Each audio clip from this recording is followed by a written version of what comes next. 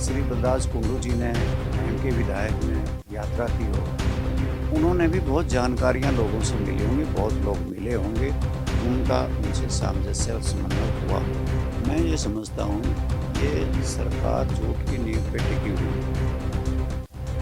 इन्होंने लोगों की आंखों में धूल झोंका है। ये दावा करते थे 75 पार का और इनकी सीट आई 40।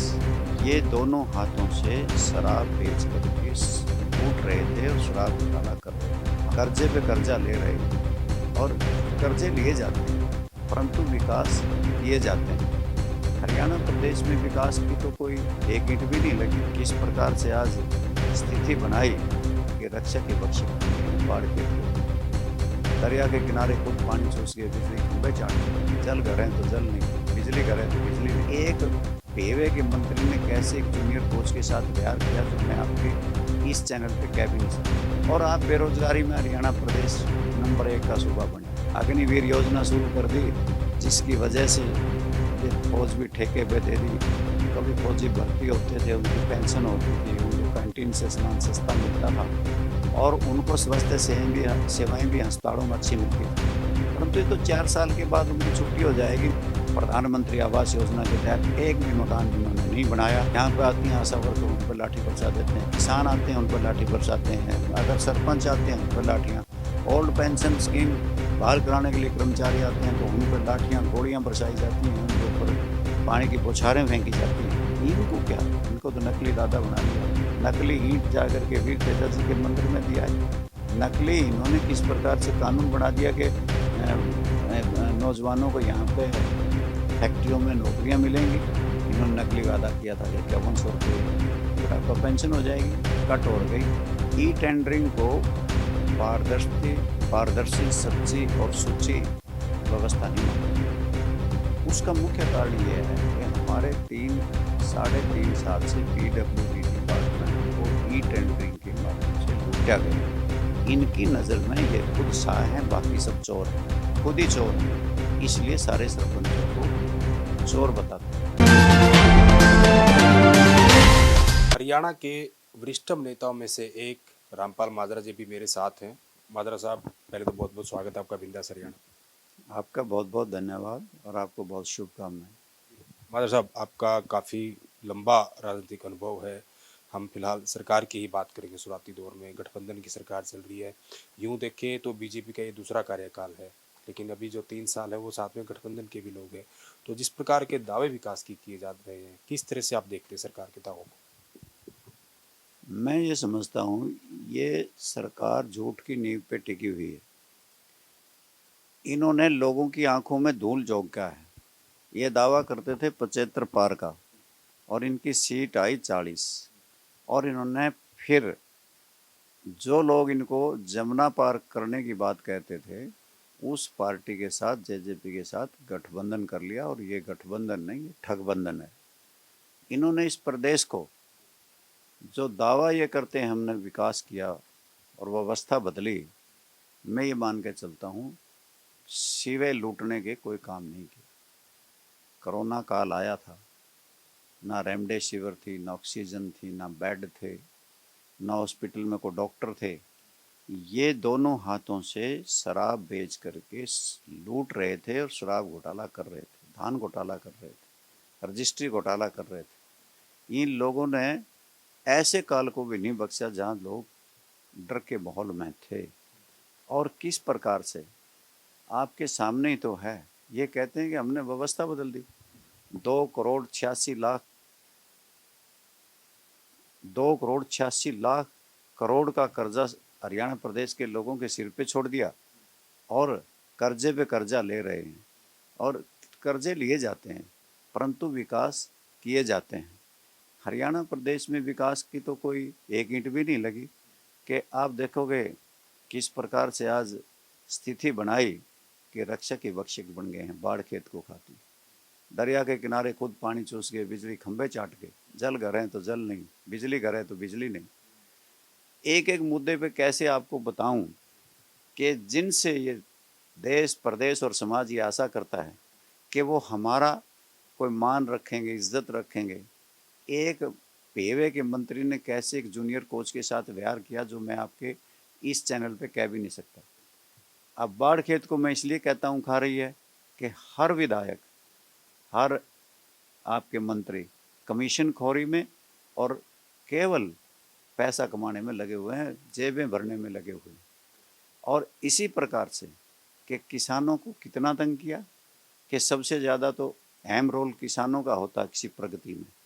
3 काले कानून बनाए, 700 से ज़्यादा जानें चली गई, 380 दिन आंदोलन रहा, एमएसपी का कानून नहीं बन सका। फिर इन्होंने कहा कि हम इस प्रकार का कानून बना रहे हैं कि वायु को साफ सुथरी करने के लिए 1 करोड़ रुपये जुर्माना लगेगा, किसान पे 10 साल की कैद हो जाएगी। तो धन्य है किसानों का आंदोलन जिसने उसको लागू नहीं होने दिया। फिर इन्होंने बिजली का इसी प्रकार से संशोधन करके एक बिल लेकर के आए, कहने लगे कि कंपनियों को 18% का लाभ पहुंचाना है और किसी भी बीपीएल कार्ड को या किसी किसान को सब्सिडी नहीं मिलेगी। वो भी सेलेक्ट कमेटी को किसानों की मेहनत की वजह से ही गया। और फिर हरियाणा प्रदेश में भावांतर योजना कहते हैं हमने चलाई। आलू के उत्पादक किसानों से पूछिए, आप उनसे पूछिए जिसने गोभी पैदा करी होगी, उनसे पूछिए क्या हालात हुई। किसी ने टमाटर लिया ही नहीं, प्याज किसी ने खरीदा ही नहीं। आज सरसों का रेट दे दिया एमएसपी 5450 रुपये, परंतु 1000 रुपये प्रति क्विंटल के हिसाब से उसको लूटा जा रहा है। और हरियाणा प्रदेश तो पहला राज्य था 20 साल से, तो मैं देखता रहा हूँ कि सबसे ज़्यादा गन्ना का रेट दिया। किसानों ने जब शुगर मिल बंद कर दिए तब जाके 10 रुपये बढ़ाया, और हम आज भी 8 रुपये प्रति क्विंटल के हिसाब से पंजाब के किसान से हम कम ले रहे हैं। किसानों की दयनीय हालत के लिए ये लोग जिम्मेवार हैं कि किसानों के ऊपर सिर पे कर्जे चढ़े। और आप बेरोजगारी में हरियाणा प्रदेश नंबर 1 का सूबा बना। सीएमआई की रिपोर्ट में 25 लाख नौजवान बेरोजगार हैं। और इन लोगों ने ये झूठ बोला कि हम ऐसा कानून बनाएंगे, लगने वाली हर इंडस्ट्री और फैक्ट्री में हरियाणा प्रदेश के 75% नौजवान लगेंगे, वो भी ठंडे बस्ते में रख दिया गया। अग्निवीर योजना शुरू कर दी, जिसकी वजह से ये फौज भी ठेके पे दे दी। कभी फौजी भर्ती होते थे, उनकी पेंशन होती थी, उनको कैंटीन से सामान सस्ता मिलता था और उनको स्वास्थ्य सेवाएं भी अस्पतालों में अच्छी मिलती थी। परंतु ये तो 4 साल के बाद उनकी छुट्टी हो जाएगी, ना उनकी पेंशन होगी, ना उनको कोई हॉस्पिटलों में सुविधाएं होंगी, ना कैंटीन का सामान मिलेगा। और इतना ही नहीं, आज हरियाणा प्रदेश के नौजवान बेरुख होकर के विदेशों की तरफ मुंह करने लगे। यूएसए में जाकर के, कनाडा में जाते हैं, ऑस्ट्रेलिया जाते हैं, इंग्लैंड जाते हैं, डोंकी वीज़ा लेते हैं। जिस माँ बाप ने उनको प्यार प्रेम से पाला था, आज 7 समुद्र पार जाकर के जान हथेली पर रख के डोंकी वीज़ा लेकर के दूसरे देशों में अपना जीवन यापन करने की सोच ली। यहाँ से लोग बेरुखी होकर के वह ना जाने कैसी कैसी मजदूरी करते होंगे, कैसे कैसे काम करते होंगे, इस बात का अंदाज़ा नहीं लगाया जा सकता। और इन्होंने जिस प्रकार से नौजवानों के साथ और किसानों के साथ खिलवाड़ किया, वहीं गरीब लोगों को भी बहुत तंग किया। इन्होंने कहा कि परिवार पहचान पत्र बनाओ, 1,80,000 जिसकी आमदनी दर्ज होगी उसकी बुढ़ापा पेंशन काट दी। इन्होंने पीले कार्ड काट दिए। प्रधानमंत्री आवास योजना के तहत एक भी मकान इन्होंने नहीं बनाया। और ये लोगों को केवल लूट में लगे हुए हैं। आप ये देख लो कौन है, आज आपके सामने ही तो है। ये आंदोलन करने आते हैं, यहाँ पे आती हैं आशा वर्कर, उन पर लाठी बरसा देते हैं। किसान आते हैं, उन पर लाठी बरसाते हैं। अगर सरपंच आते हैं, उन पर लाठियाँ। ओल्ड पेंशन स्कीम बहाल कराने के लिए कर्मचारी आते हैं तो उन पर लाठियाँ, गोलियाँ बरसाई जाती हैं, उनके ऊपर पानी की बौछारें फेंकी जाती हैं, मुकदमे बना दिए जाते हैं। यह सरकार दमनकारी है, तानाशाही है और जनता का विश्वास खो चुकी। बिल्कुल माधर साहब, आपने थोड़ी ही देर में काफ़ी चीज़ें गिनाई और कहीं ना कहीं पूरे प्रदेश के हालात, क्योंकि जैसे मैंने शुरू में कहा कि आपका राजनीतिक बड़ा तजुर्बा है। आप चौधरी देवलाल जी के साथ रहे, चौटाला साहब के साथ रहे, पूरी की पूरी सरकारें आपने चलाई। लेकिन अभी आपने काफ़ी सारे घोटाले भी कहीं ना कहीं एक एक करके बताए। मैं एक एक करके मैं बातचीत करूंगा। जैसे आपने शराब और धान घोटाला कहा, उप मुख्यमंत्री दुष्यंत चौटाला ने कहीं ना कहीं सदन में जवाब भी दिया विधानसभा में कि जहां शराब घोटाला कहीं ना कहीं इसके आरोप लगाए जा रहे हैं, शराब में जो महकमा उसका रेवेन्यू पहले से ज़्यादा बढ़ा है, यानी कि कहीं मुनाफा हुआ है, वो तो कोई घोटाला बता ही नहीं रहे। वैसे तो विधानसभा में जो तथ्य पेश किए गए उस वक़्त में रेवेन्यू में भी कमी आई है। इन्होंने रेवेन्यू की अगले साल की बता दी कि बढ़ोतरी हुई है, परंतु मैं आपको ये भी बताना चाहता हूँ कि आए वर्ष ही रेवेन्यू की बढ़ोतरी होती है। आए वर्ष केवल इनके वक्त में बढ़ोतरी नहीं हुई। इससे साफ लगता है कि इन्होंने शराब के ठेके ज़्यादा खोले होंगे। इससे साफ लगता है कि इलीगल इन्होंने शराब बेची। शराब में तो इतना मोटा घोटाला इन्होंने किया, जो क्योंकि ये एक्सपर्ट हैं शराब के, इनका काम ज़्यादा शराब का ही है। और मैं इस बात पे विशेष तौर से आपको ले जाना चाहता हूँ कि इनकी जो एससीटी और एसआईटी की रिपोर्ट आई हैं, उनमें सब में ये कहा गया कि शराब का घोटाला हुआ है। और रजिस्ट्री घोटाला में 800 से ज़्यादा तहसीलदार, नायब तहसीलदार, रजिस्ट्री क्लर्क दोषी माने गए, आम माफ़ी दे दी गई। और इतना ही नहीं, इनकी बात जिसकी आपने छेड़ी है, इनको क्या, इनको तो नकली दादा बना लिया। नकली ईंट जा करके वीर तेजा जी के मंदिर में दिया है। नकली इन्होंने किस प्रकार से कानून बना दिया कि नौजवानों को यहाँ पे फैक्ट्रियों में नौकरियाँ मिलेंगी। इन्होंने नकली वादा किया था कि 5100 रुपये बुढ़ापा पेंशन हो जाएगी, कट और गई। आपने जिस ईंट का जिक्र किया, हनुमान बेनीवाल सांसद है नागौर से, और वहीं पे वो जो तेजाजी मंदिर उनका बन रहा है, अजय सिंह चौटाला वहाँ गए थे, वो ईंट फिर जेसीबी जब खुदाई की नकली निकली, उन्होंने भी कहीं न कहीं आरोप लगाए थे कि जो अजय सिंह चौटाला है या फिर जेजेपी, वो कहीं न कहीं पैसे की दिखाकर कहीं न कहीं जो हरियाणा में जिस तरीके से वो लूट कर रहे हैं, यहाँ भी वो लूट इस तरह करना चाहते हैं। उन्होंने भी इस तरह के साफ बयान जो कहीं मीडिया में दिए थे। ये वहाँ की स्थानीय नेतृत्व की बात थी। यहाँ पे जिस जग जाहिर है, सारे अखबारों में छपी है राजस्थान के। और केवल एक नेता के इस तरह के आरोप लगाने से बात नहीं बनती कि वहाँ की कमेटी ने ही, जो मंदिर बनाने वाली कमेटी है, उसने ये कहा कि हमने इसको जब देखा, खोदा, तो ये टूटी हुई मिली और ये नकली निकली। तो फिर इन्होंने कहा कि हम उसके पैसे दे देंगे। ये सब ढोंग है, ना कोई पैसे की बात, ना कोई किसी पर। वीर तेजा जी वहाँ पे पूजनीय है और इनके तो इष्ट देवता हैं। इन्होंने तो अपने देवता के साथ भी ऐसा व्यवहार किया कि सारा समाज में इनकी थड़ो थड़ो, सारा समाज इनको थूक रहा है। मान साहब, अगर हम पंचायतों की बात करें, जैसे कहीं न कहीं सरपंचों को गांव की सरकार कहा जाता है, छोटी सरकार कहा जाता है, ई टेंडरिंग का मुद्दा हो, लगातार सरपंच कहीं न कहीं मांग कर रहे हैं। हालांकि कहीं न कहीं सरकार ने 2 लाख से 5 लाख उनकी पावर जो भी थी पावर वो बढ़ाई है, लेकिन पूरा का पूरा जो मामला सरपंच जिस तरीके से मांग कर रहे हैं, और सरकार का कहीं न कहीं जो कहना है कि पारदर्शिता कैसे आए, विकास कार्य ज़्यादा कैसे हो, इसलिए हम ई टेंडरिंग कर रहे हैं। आपकी क्या राय है पूरे मामले में? मैं ई टेंडरिंग को पारदर्शी, सच्ची और सूची व्यवस्था नहीं मानता। उसका मुख्य कारण ये है कि हमारे 3-3.5 साल से पीडब्ल्यूडी डिपार्टमेंट को ई टेंडरिंग के माध्यम से लूटा गया है। पहले मैनेज करने वाला पैसे लेता है, जो मंत्री होता है या सरदार होता है। फिर ठेकेदार अपना मुनाफा लेता है और फिर उसके साथ साथ जेई, एसडीओ, एक्शन और चीफ तक के परसेंटेज 12 से 14 बंधी हुई है। यानी कि फिर एनहेंसमेंट किया जाता है उसी ठेके को। मैं इसमें मानता हूँ कि 50% पैसा गांव पे लगता है या विकास पे लगता है, जिसकी वजह से ये अफसरशाही के हाथों में नकेल देने जा रहे हैं। पहले से इंजीनियरिंग सेल है पंचायतों में, वहाँ जेई हैं, एस्टीमेट बनाते हैं, एसडीओ उस पर वेट करते हैं, एक्शन देखते हैं, एससी देखते हैं, तब जा कर के फिर उसकी अप्रूवल मिलती है। और अप्रूवल मिलने के बाद पैसा मिलता है। पैसा मिलने के बाद जब गांव में लग जाता है तो उसकी असेसमेंट होती है, एमबी में दर्ज होता है, तब जाके पेमेंट होती है। पहले से ही फुल प्रूफ सिस्टम है, परंतु उसको तोड़ करके ये एक नया सिस्टम सरपंचों को और पंचायतों को पंगु बनाने के लिए, शक्तिहीन बनाने के लिए इस तरह का कदम उठा रहे हैं। इनकी नज़र में ये खुद शाह हैं, बाकी सब चोर हैं।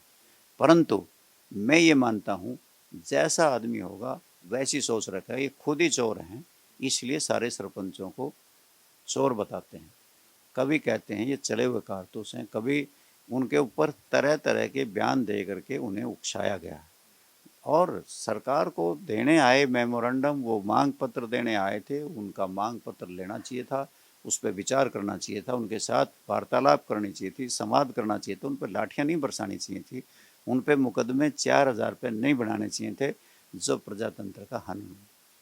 वहीं आपने पंचायत मंत्री का जिक्र किया। पंचायत मंत्री ने तो यहाँ तक भी कहा ये तमाम बातें तो कही कही जो आपने कही कि अगर जो सरपंच कहीं ना कहीं विपक्ष के लिए गुमराह हो रहे हैं, विपक्ष के इशारे पर काम कर रहे हैं, अगर वो सरकार की बात नहीं मानते या फिर गांव में विकास के अगर वो डंगा लगाते हैं तो कहीं ना कहीं हम रिकॉलिंग कर लेंगे, फिर से पंचायत करा लेंगे, इस तरह की बात पंचायत मंत्री से कही गई। राइट टू रिकॉल इनके बस की बात नहीं, और हमारे देश में ये व्यवस्था है भी नहीं। ये केवल यूएसए और कनाडा में है।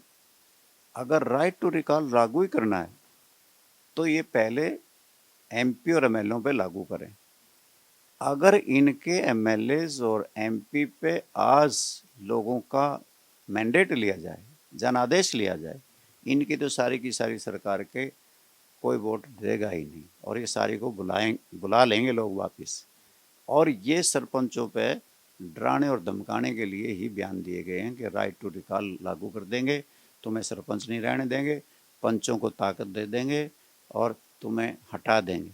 ये नहीं, वो प्रजातंत्र में चुने हुए प्रतिनिधि हैं, उनका सम्मान करना चाहिए। और पहले से ही व्यवस्थाएं, मैं तो सरपंच भी रहा हूँ, पंच भी रहा हूँ, मुझे ये पता है कि गांव की स्थानीय समस्याओं को भली प्रकार सरपंच समझ सकते हैं, निराकरण कर सकते हैं, और क्वालिटी ऑफ वर्क्स भी वही दे सकते हैं। इनके बस की बात नहीं। इनका जो सिस्टम है या जिनकी अफसरशाही है जो आज बेलगाम है, वो इनको पैसे देने में व्यस्त है। इनकी कमीशन खोरी बढ़ेगी, अफसरों की कमीशन खोरी बढ़ेगी, और उधर से सरपंच और पंचायतें शक्तिहीन हो जाएंगी।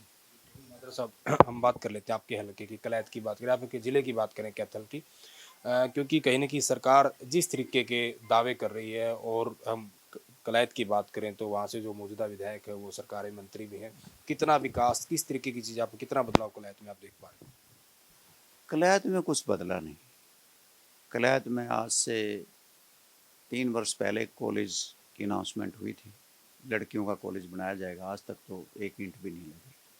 सड़कों की हालत इतनी दयनीय है, आप जाना नहीं। कैथल ज़िले की ही सड़कों की हालत ऐसी दयनीय है। वहाँ के आप अस्पतालों की देखोगे हालत, वहाँ पर कोई किसी प्रकार की सुविधा नहीं, ना कोई डॉक्टर है, ना कोई नर्स है, ना कोई भी किसी प्रकार की कोई मशीन है। सारी जंग लग चुकी हैं, कोई वहाँ पे सुविधा स्वास्थ्य सेवाओं की नहीं है।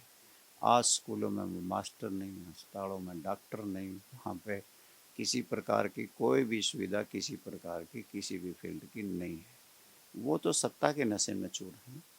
सत्ताएं मिल गई और सत्ता के में मदहोश हो गए, और उन्हें कुछ लेना देना लोगों से नहीं है। मैं पूरे ज़िले से जुड़ा रहता हूँ, मैंने तो कहीं पे विकास की कोई ईंट लगी हुई नहीं देखी। मादर साहब, आप लगातार हल्के में जाते हैं, कैथल में जाते हैं, और वैसे भी पूरे हरियाणा का भ्रमण करते हैं, लोगों से मिलते हैं, तो कहीं ना कहीं जो आपके चाहने वाले हैं सभी का कहना ये रहता है कि माजरा साहब कहाँ से चुनाव लड़ेंगे, कलैत से ही लड़ेंगे, उचाना से लड़ेंगे, और कौन सी पार्टी से लड़ेंगे, ये खास तौर पर कहने की उनके मन में रहता है। आज ठीक है, उनकी बात भी, वो क्या फैसला लेंगे। ना को दल है, ना को धन बल है, ना को बाहुबल है। आज तो जनता का ही बल है, और समय आने पर ही ये फैसला किए जाएंगे। आज ज़रूरत है किसानों के, नौजवानों के मुद्दों की, आज गरीबों के मुद्दों को उठाने की और जनता को जागृत करने की। जिस तरह से महंगाई ने त्रस्त किया लोगों को, रोड़ी बजरी सीमेंट सरिया लोहा, किस प्रकार से पेट्रोल डीजल रसोई गैस के दाम बढ़े, उसके खिलाफ लड़ने की आज ज़रूरत है। बेरोज़गारी के खिलाफ लड़ने की कि हमारे नौजवान हमारे इस धरती से बेरुख होकर के विदेशों में जा रहे हैं। इन सारी बातों को लेकर के मैं जूझ रहा हूँ और लोगों में जा रहा हूँ और जन चेतना पैदा कर रहा हूँ। एक मादरा साहब, कहीं ना कहीं जैसे अगले साल चुनाव होने हैं, तो पूरा का पूरा समय जो चुनावी कहीं ना कहीं सेशन है, लगातार जो पार्टियां हैं वो अपने अपने कार्यक्रम कर रही हैं। पहले राहुल गांधी ने पूरे देश की यात्रा की, भारत जोड़ो यात्रा के नाम से। उसके बाद हरियाणा की बात करें तो बलराज कुंडू है, महम से विधायक है, उन्होंने कहीं ना कहीं नागल चौधरी से लेकर चंडीगढ़ तक यात्रा की। और अब अभय सिंह चौटाला जो आपके पुराने मित्र, वो भी कहने की पूरे हरियाणा की यात्रा पर निकले हुए हैं। कैसा आप देखते हैं यात्राओं को? मैं ये समझता हूँ, मैंने भी यात्राएं निकाली हैं, यात्राओं से बहुत कुछ सीखने को मिलता है और बहुत निखार आता है। चाहे वो यात्रा श्रीमान श्री राहुल गांधी जी ने की हो, उस यात्रा से भी उनको लाभ हुआ। चाहे श्री बलराज कुंडू जी ने, महम के विधायक ने यात्रा की हो, उन्होंने भी बहुत जानकारियां लोगों से मिली होंगी, बहुत लोग मिले होंगे, उनका उनसे सामंजस्य और समन्वय हुआ होगा। और अब अभय सिंह जी चौटाला जिस प्रकार से निकले हैं, उन्होंने बहुत लंबी यात्रा का ऐलान किया हुआ है और वो कई दिन से इस यात्रा पे हैं। मैं समझता हूँ उनको भी बहुत सी बातें सड़कों से, गांव से, गली से मिलेंगी और समर्थन भी मिलेगा। एक राजनेता जहाज में उड़ता है और धरती पे पांव टेकता नहीं, और वो बात धरातल की करता है। यही तो फर्क है कि भारतीय जनता पार्टी के लोग उड़ान भर रहे हैं, वो हवा में बात कर रहे हैं, परंतु धरातल पे कुछ हो नहीं रहा। जो पैदल यात्री हैं नेता, उन्हें सारा ज्ञान होता है कि धरातल पे क्या हो रहा है, क्या कठिनाई, क्या मुसीबतें हैं, लोग किन समस्याओं से जूझ रहे हैं। उनके निवारण के लिए वो उन मुद्दों को उठाते हैं, आपके माध्यम से, अखबारों के माध्यम से, मंचों के माध्यम से, विधानसभा में और विधानसभा के सेशन में और उससे बाहर, जिससे कुछ ना कुछ राहत लोगों को मिलती है। शुक्रिया सर बातचीत करने के लिए। तो ये थे वरिष्ठ नेता रामपाल माजरा जी, जिन्होंने कहीं ना कहीं, क्योंकि मैंने जैसा शुरू में कहा कि इनका बड़ा लंबा राजनीतिक अनुभव रहा है और काफ़ी अहम कहीं ना कहीं इन्होंने सरकारें जो चलाई है, काफ़ी इनका अहम रोल, योगदान इनका कहने की उनमें रहा है। और मौजूदा जो सरकार चल रही गठबंधन सरकार, सीधा सीधा रामपाल माजरा साहब का कहना, और पहले भी बहुत दफ़ा ये कहते हैं कि प्रदेश में सरकार चलने की बजाय लुटेरों का जो गिरोह है वो काम कर रहा है। और detail by detail, one by one माजरा साहब ने वो सारी की सारी चीज़ें बताई, हर एक महकमे का ब्यौरा उन्होंने दिया। और कहीं ना कहीं सरकार जो दावे कर रही है, वो दावे और धरातल पर जो असलियत है वो भी कहीं ना कहीं माजरा साहब ने बताई है। और जैसा मैंने इनसे सवाल किया कि अगर राजनीतिक इनके अगले चुनाव की बात करें, अगले कहीं की ये कहाँ से लड़ेंगे, कैसे लड़ेंगे, तो वो भी माजरा साहब ने जो है अपनी राय स्पष्ट कर दी है। आप इस पूरे मामले पर क्या कुछ राय रखते हैं, आप भी कमेंट के माध्यम से अपनी प्रतिक्रिया जरूर दें। वीडियो जर्नलिस्ट विकास कुमार के साथ सुरेंद्र नैन, बिंदास हरियाणा।